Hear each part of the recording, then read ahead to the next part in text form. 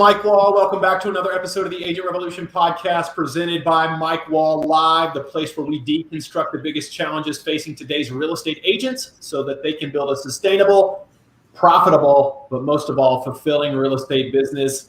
I am beyond excited today. I've got my man, San Diego Bay agent Bobby Martins on the show, and we're talking about two of my favorite topics, lead generation and lead conversion. So if you are interested in generating more quality leads that convert to sales, you have come to the right place. Hey, don't forget, you can get more great free real estate training. In fact, we have about 8 hours worth over at MikeWallLive.com. Bobby, are you ready to rock and roll, my man? I'm always ready, baby. How you doing? How's everybody going today? Woo! Let's do it. All right.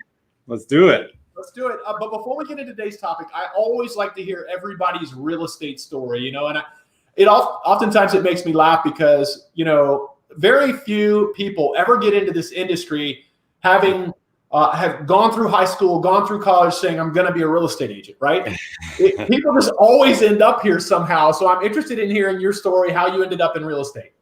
So when I was 20 years old, I saw a friend of mine, Mr. Aaron Taylor, the real estate guy in Las Vegas. I saw him get into real estate and I was like, I think I could do that. I'm like, he was making it look real easy. And so at the time I was living in Las Vegas. I moved out there for 1 year to actually take over his job in retail management. And so I, about a year in Vegas, came back to San Diego, got out of retail management, got into real estate, went in to see Mr. Peter Middleton, who is also now with EXP, which is fantastic.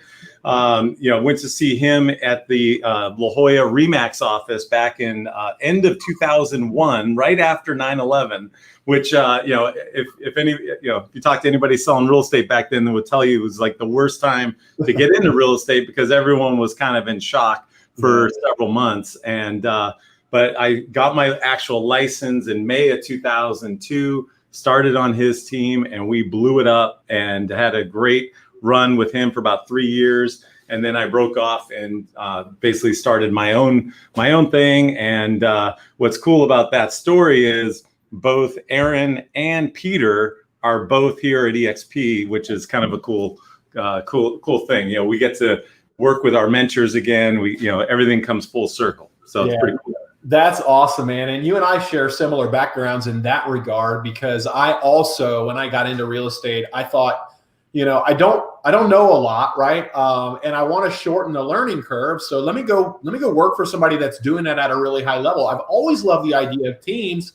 And I think, when you commit to joining a team, you're essentially committing to shorten your learning curve. You're giving away a little bit of your commission so that you can learn from the best in the business so that hopefully one day you can go out and create something similar on your own. And is that why you did it?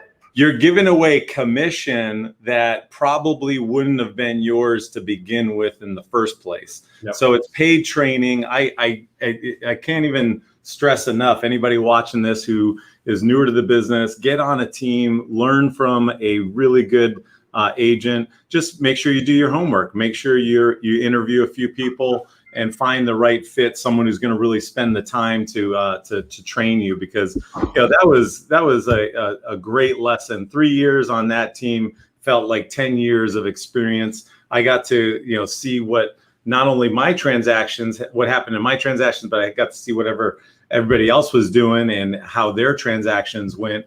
And so I just learned a lot faster by doing it that way. And the best part was I didn't have to spend a bunch of money, because that's what a lot of people, they get into this business and they start spending money like crazy on leads and, that next shiny object, instead of, having, kind of working off the back of somebody else where they were generating the leads, they were paying for it.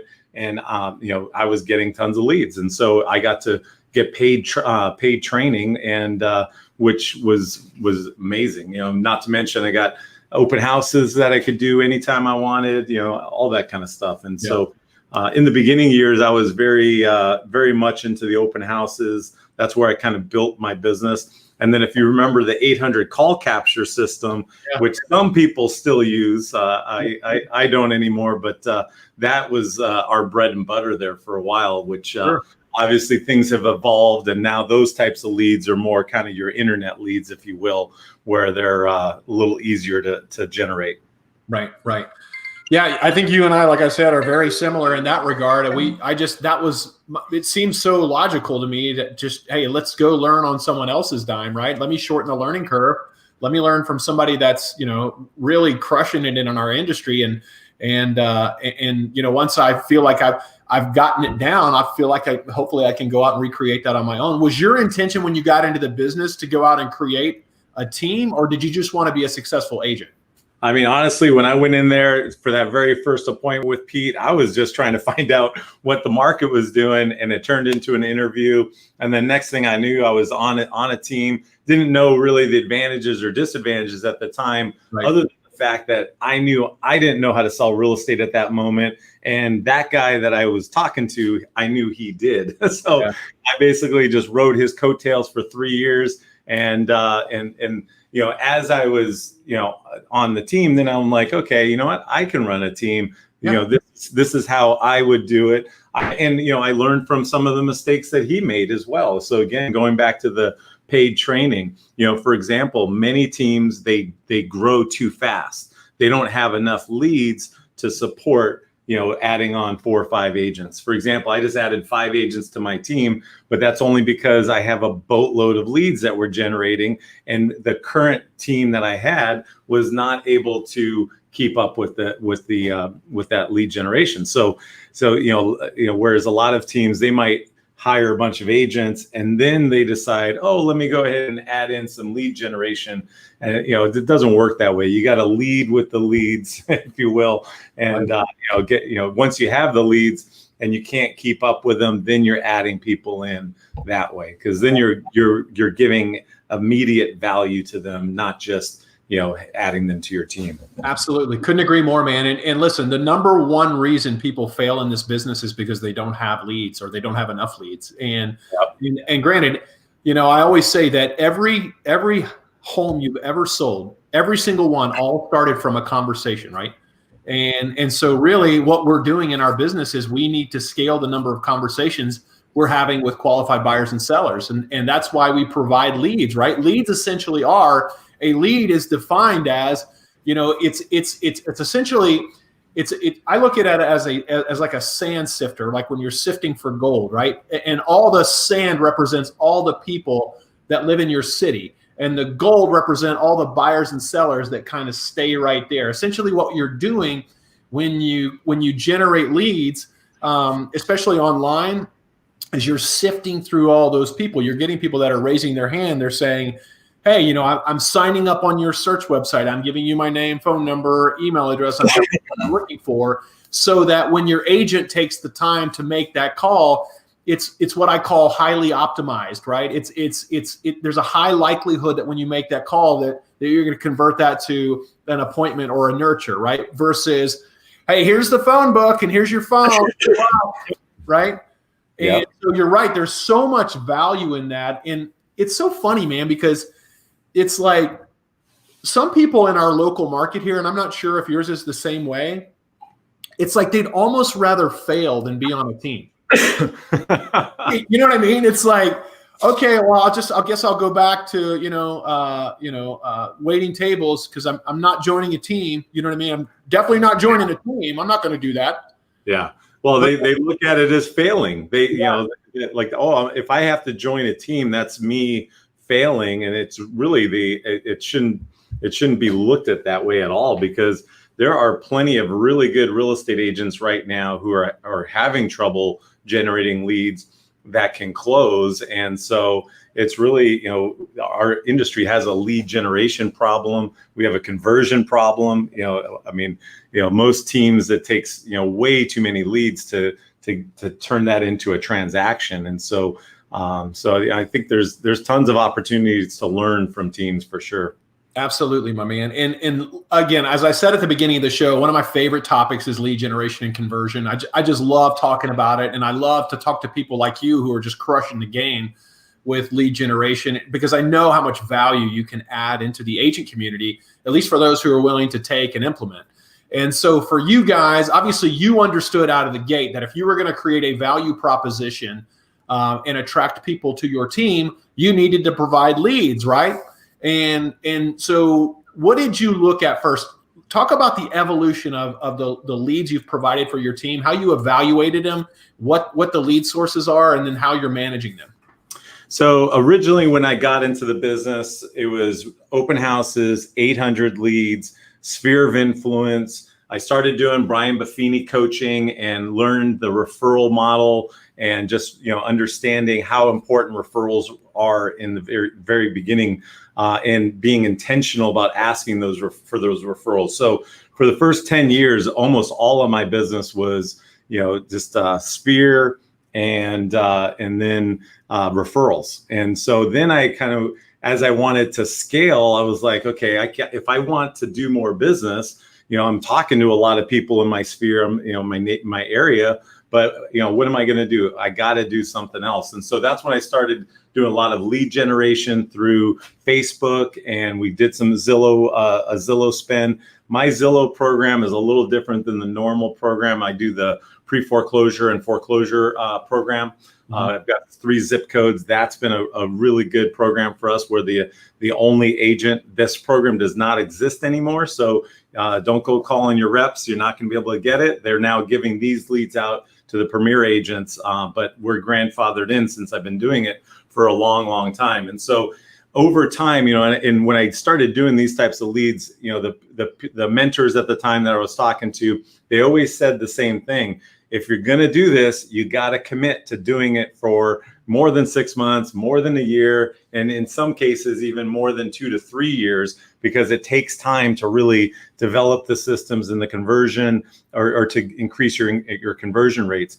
And for me, initially, to be honest, I looked at these leads, these online leads, as like almost a burden, because I was like, these are not as good as my referral business. Sure. But then I realized all you got to do is treat these people like A++ clients until they prove otherwise. Okay. And I learned this from a trainer that I worked with.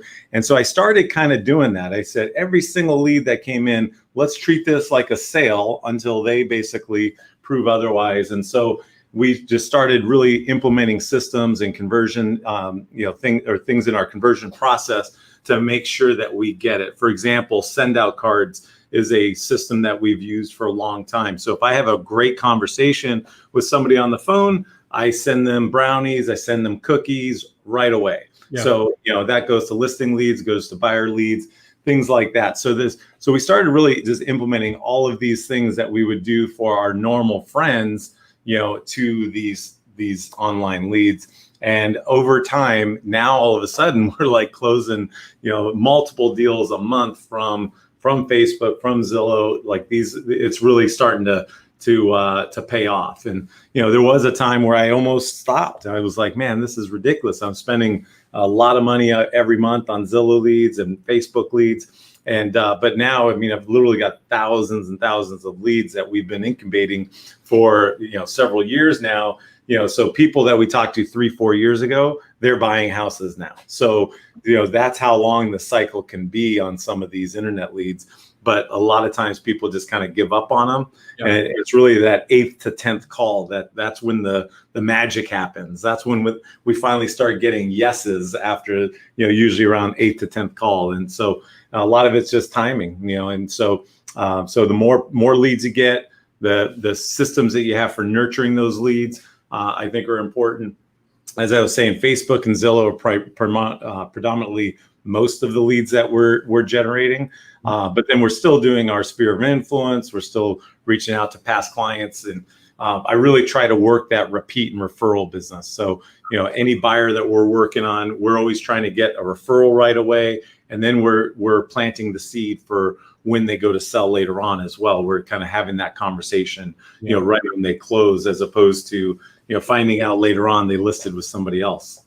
Yep. There's a lot to unpack there, man. And I'm curious about some of the stuff you're doing, especially with the send out cards, right? Because we use send out cards, but we use them for our past client database. And you said you're now using them for your past client database and new lead nurtures. And so what would have to happen in the conversation with a new lead for you to send that lead cookies or a brownie? So motivation, that's the one thing that I always really focus on when I'm talking to any lead, is I'm trying to find out what their motivation is. And depending on their answer, if they tell me something that leads me to believe that they're definitely buying a house, then we basically put out all the stops on it. And we do the assumptive close, and we basically just grab that client and we start working with them. And it all starts with, mailing a card, mailing the brownies, setting them up on the searches, and then follow up, just lots of follow up. And then, getting them out to look at houses. The other big pull when we're talking to a buyer in particular is I'm always going for the loan. I'm trying to get that loan for one of my lenders. And then when we get them to talking to each other, they're cross-referencing us. They're saying, hey, Bobby Martin's is a great team. How'd you get to know him? And like that kind of stuff. Because, that having a lender, cross-sell is so important. And getting that loan to me is so important, because a lot of times, the lender will end up referring their own realtor, and then you get kicked to the curb because you didn't get the loan.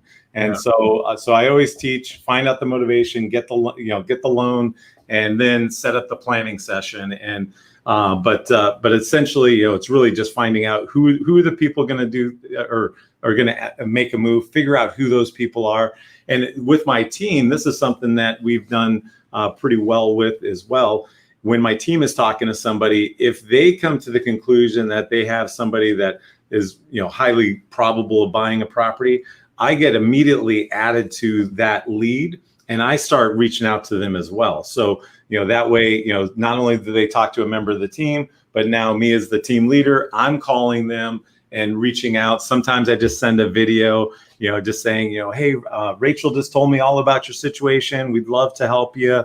I got a lot of experience in this particular area, whatever it is, just crafting a message to them, making it personal, and offering, our services and, things like that. So those little touches have really kind of paid off, and it's made it easier for my clients, my team members, to convert people and to, more importantly, keep them, because sometimes they can convert them, but then they struggle keeping them. Yeah. And so that's why I've wanted to really, help out as much as I can, because, if I get on the phone with them, have a great conversation, then again, we're sending brownies, we're sending cookies or something, and then kind of going from there. The other thing that's been pretty successful is water bottles. I give these to every single client now. I've got water bottles, I've got coffee mugs. So we're showing up to listing appointments with that. Here you go. That's the first thing that they're seeing from me. And I learned that from Aaron out in Las Vegas.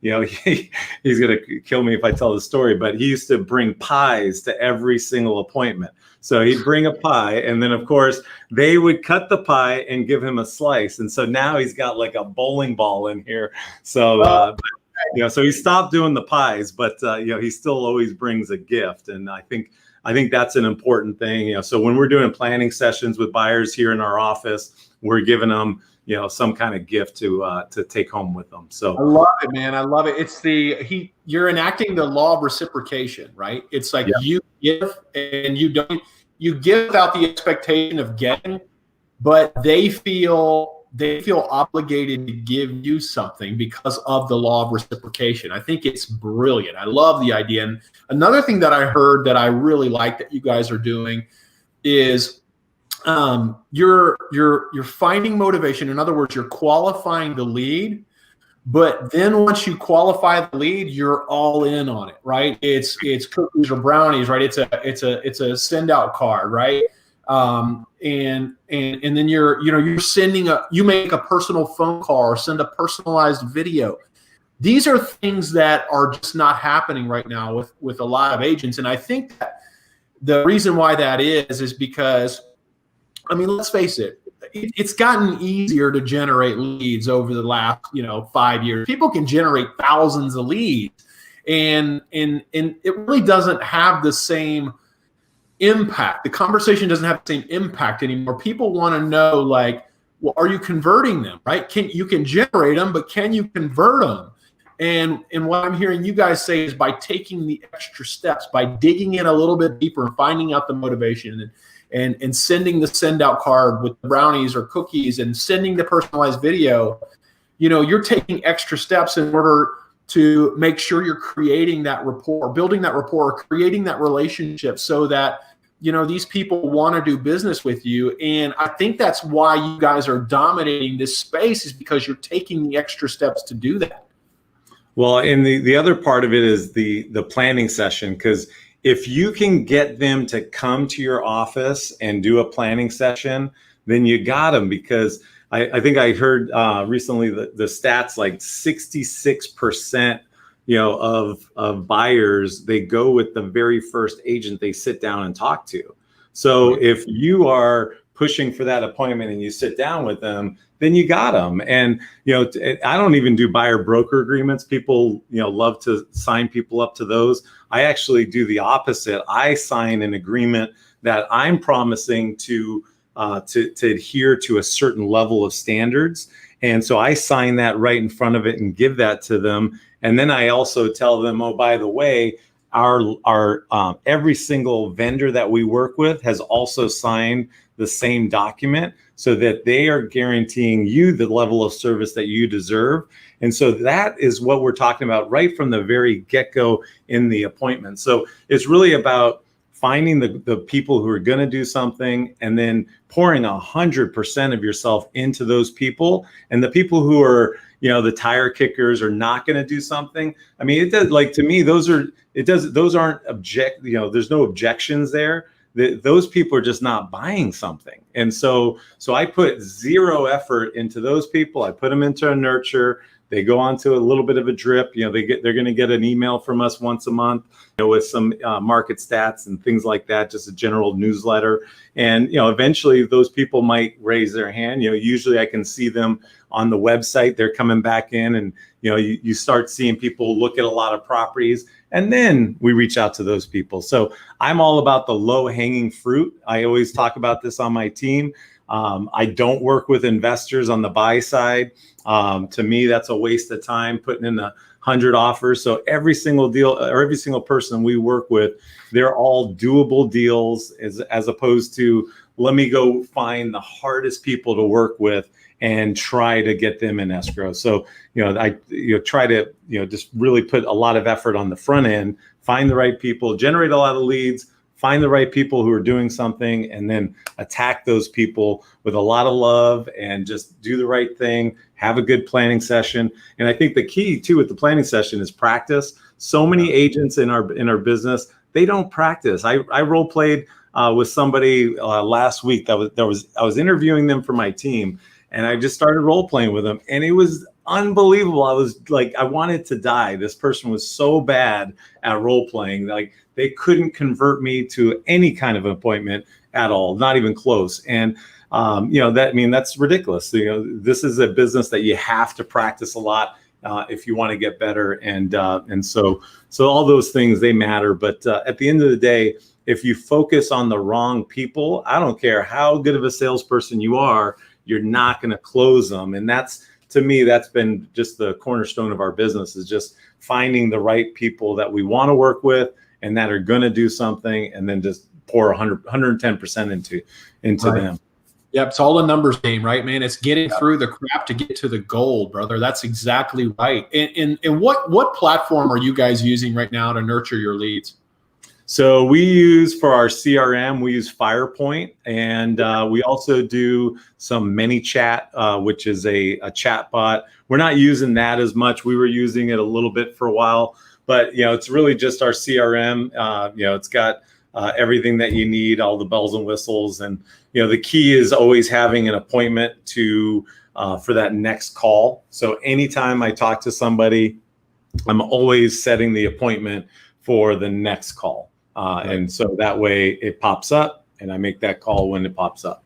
Yeah. And again, that's probably the most important function of a CRM, is being able to set it and forget it. Because, let's face it, we're busy people, and the more we can take off our plate and put into a CRM or whatever other technology we're using to make life easier is just releasing that burden, man.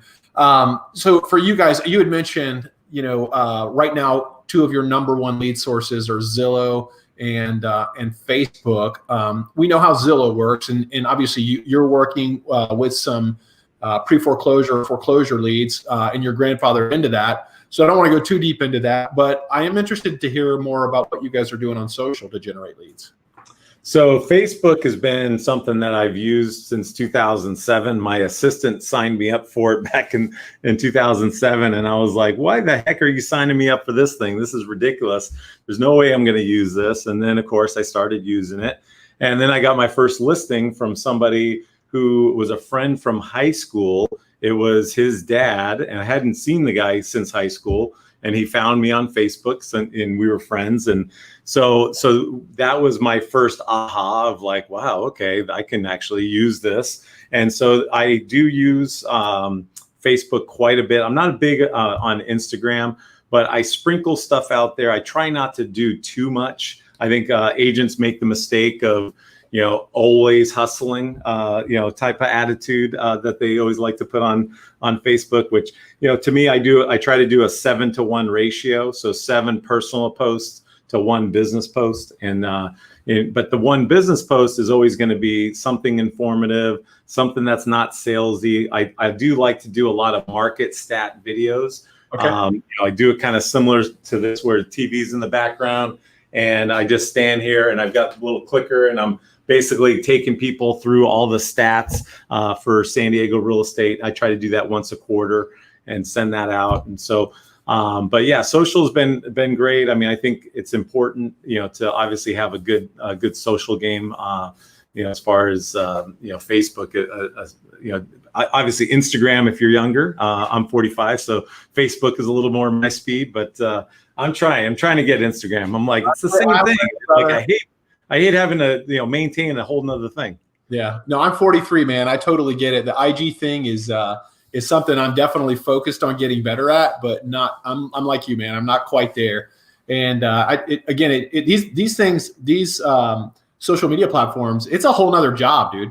It's a job, man, because like you said, you're strategically posting stuff.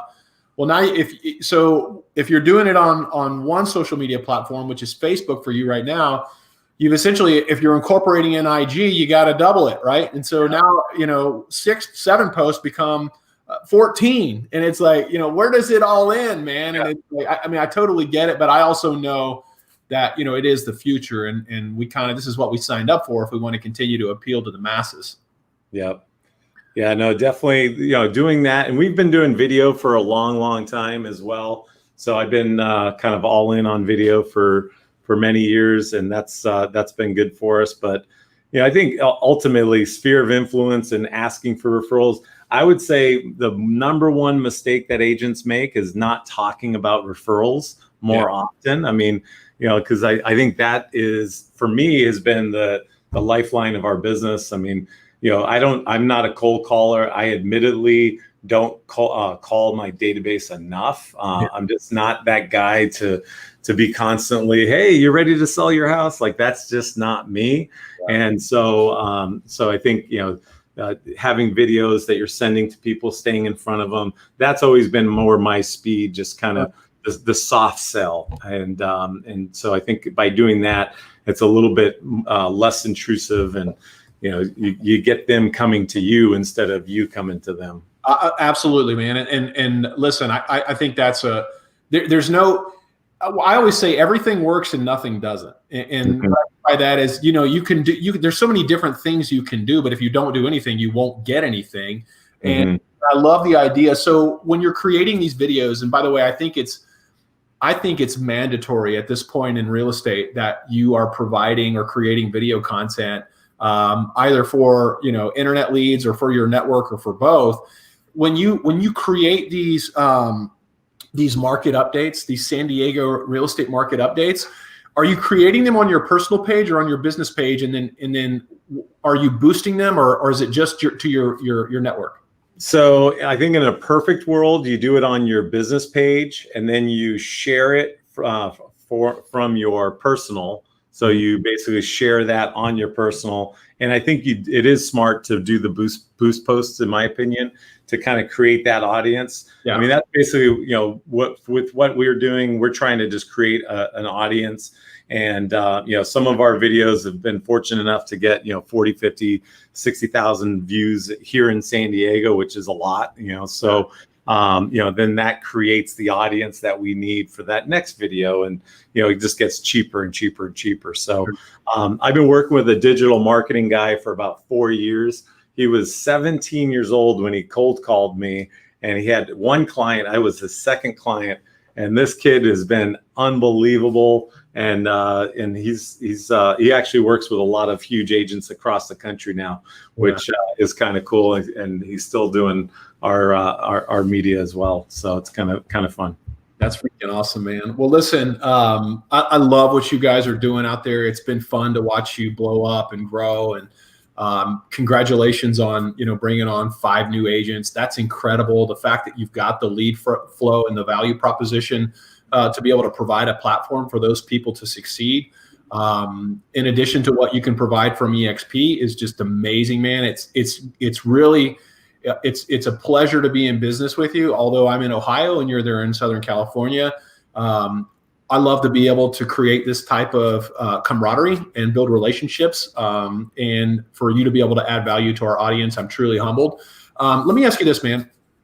Is there if somebody in our audience, if they identify with you and kind of what you're doing, how you work your business, and who you are as a lead generator, how do they get in touch with you, Bobby?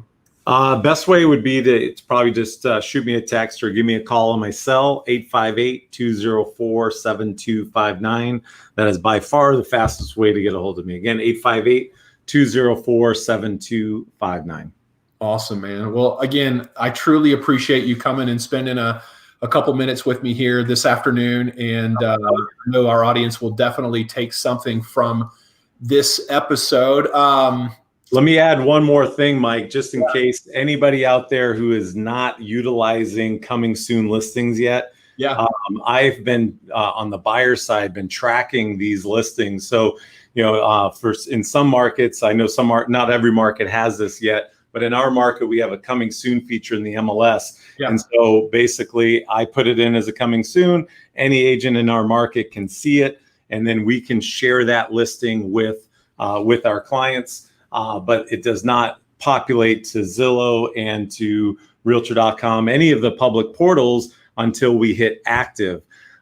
We've been using this as an outreach to every single client, and we're basically calling everybody and taking them from our website, and we're putting them into the MLS. We're explaining them the difference. And then the thing that we're telling people is the game has completely changed. You have to be tracking the coming soons, because I want you to be first in line, the first one in the door. I want to already have 2 or 3 conversations with the listing agent.